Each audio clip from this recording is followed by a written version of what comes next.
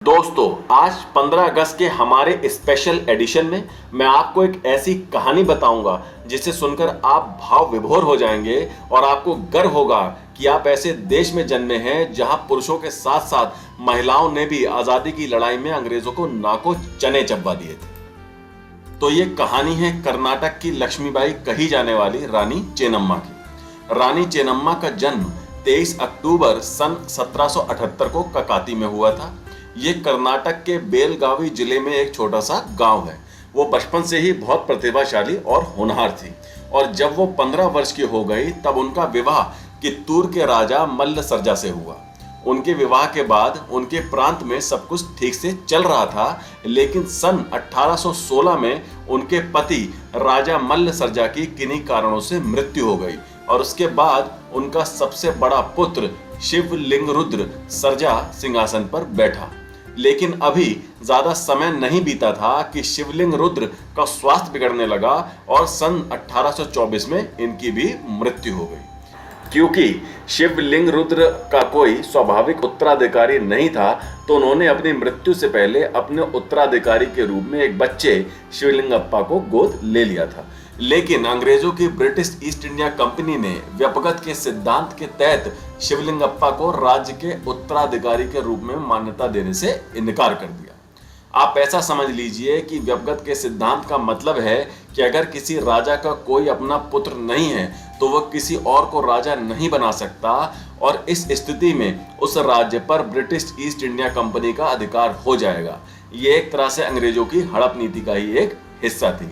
असल में अंग्रेजों की नजर कित्तूरू के खजाने और आभूषणों के जखीरे पर थी और वो इसे कैसे भी करके जब्त करना चाहते थे, जिसका मूल्य उस समय के हिसाब से मतलब आज से 200 साल पहले लगभग करीब 15 लाख रुपए था, जो कि एक बहुत बड़ा खजाना था। इसके बाद ब्रिटिश शासन ने शिवलिंगप्पा को निर्वासित करने का आदेश दिया, लेकिन रानी चेन्नप्पा अंग्रेजों के आगे नहीं झुकी और उन्होंने अंग्रेजों के इस आदेश को मानने से साफ इनकार कर दिया। रानी चेन्नप्पा ने बॉम्बे प्रेसिडेंसी के लेफ्टिनेंट गवर्नर लॉर्ड एल्फिंस्टन को एक पत्र भेजा और कहा कि आप कित्तूरू के मामले में अपनी हड़प नीति लागू मत कीजिए, लेकिन जिसका डर था वही हुआ और उनके आग्रह को अंग्रेजों ने ठुकरा दिया और इसी के साथ ब्रिटिश और कित्तूरू के बीच लड़ाई शुरू हो गई। सन 1824 में अंग्रेजों ने 20,000 सैनिकों और 400 बंदूकों के साथ कित्तूरू पर हमला बोल दिया।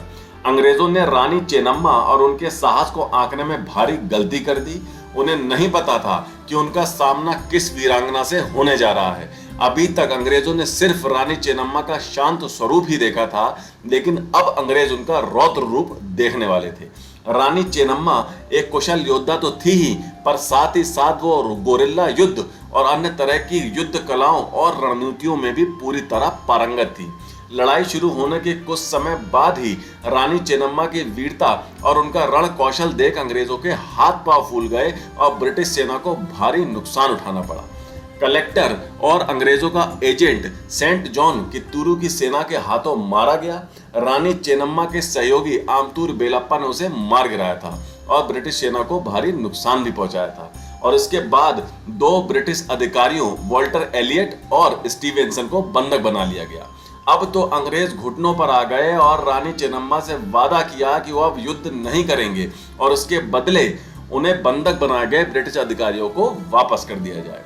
अंग्रेजों के आग्रह को मानकर रानी चेन्नम्मा ने ब्रिटिश बंधकों को मुक्त कर दिया, पर जैसा कि कायर अंग्रेजों की आदत थी, उन्होंने रानी चेन्नम्मा को धोखा दिया, अपने वादे से मुकर गए और कुछ समय बाद अंग्रेज बहुत बड़ी सेना लेकर आए और कित्तूरू पर फिर से आक्रमण कर दिया।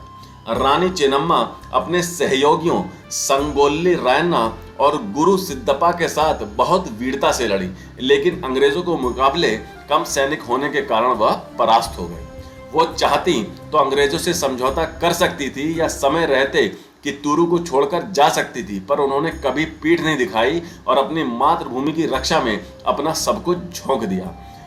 हारने के बाद अंग्रेजों ने उनको बेल होंगल के किले में कैद कर लिया और वहीं 21 फरवरी सन 1829 को इस महान वीरांगना की दुखद मृत्यु हो गई। भले ही रानी चेन्नम्मा आखिरी लड़ाई में अंग्रेजों के धोखे के कारण हार गई हो, लेकिन उनके साहस और वीरता हमारे दिलों में हमेशा जिंदा रहेगी। उनकी पहली जीत और विरासत का जश्न अब भी मनाया जाता है।